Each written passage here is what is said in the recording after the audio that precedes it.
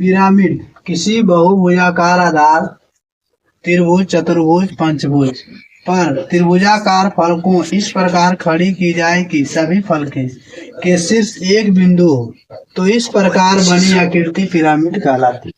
वो त्रिभुज हो, चतुर्भुज हो या पंचभुज हो, कोई भी हो, उसको जब एक तरह रखेंगे तो उसका जो शीर्ष हो एक हो, तो ऐसे बनी आकृति को हम पिरामिड करते हैं।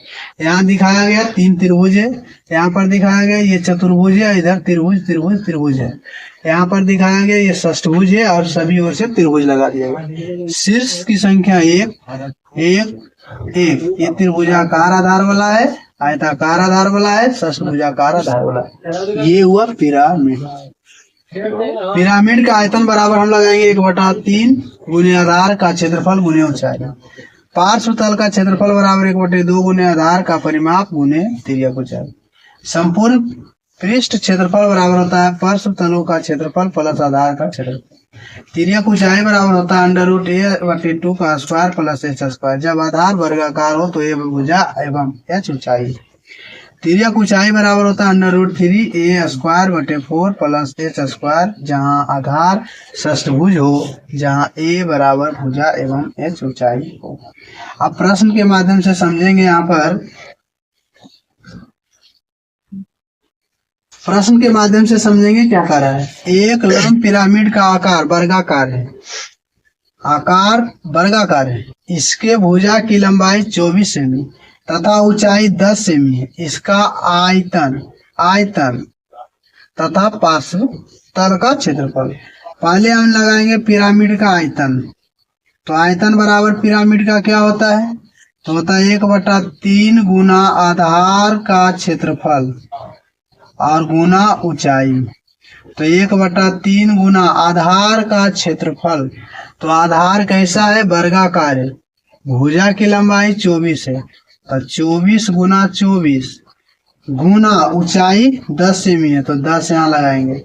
यहाँ से 8 24 8 92 से यहाँ से आ गया इतना, और ये सेंटीमीटर क्यूब में आ गया। तो ये हुआ आयतन। अब निकालेंगे हम पार्श्व तल का क्षेत्रफल।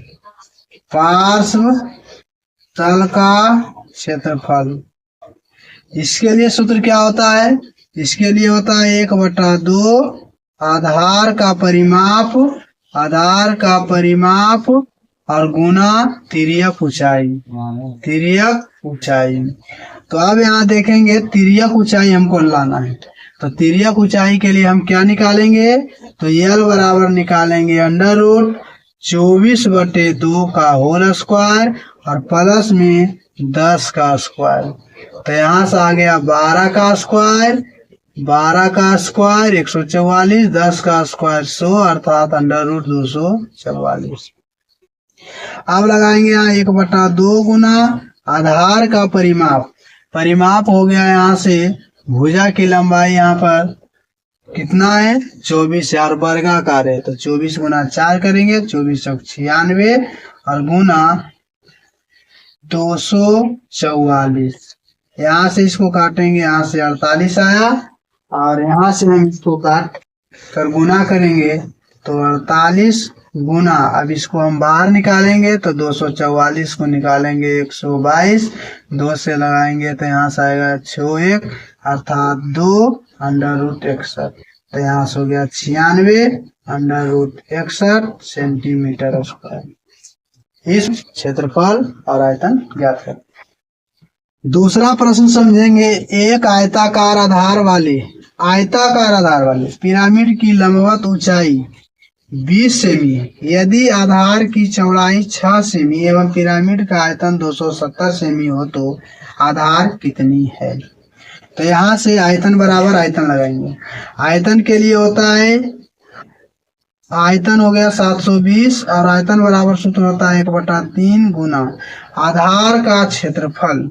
तो यहाँ आयताकार है, चौड़ाई दिया हुआ है 6, लंबाई नहीं पता है तो L और गुना ऊंचाई के लिए यहाँ पर दिया हुआ है 20। यहाँ से काटे 2 आ गया, यहाँ से इसको कट किए और यहाँ 2 दूनी 4, तो यहाँ से 4 बार में 18 आ जाएगा अर्थात L बराबर टोटल 18 से।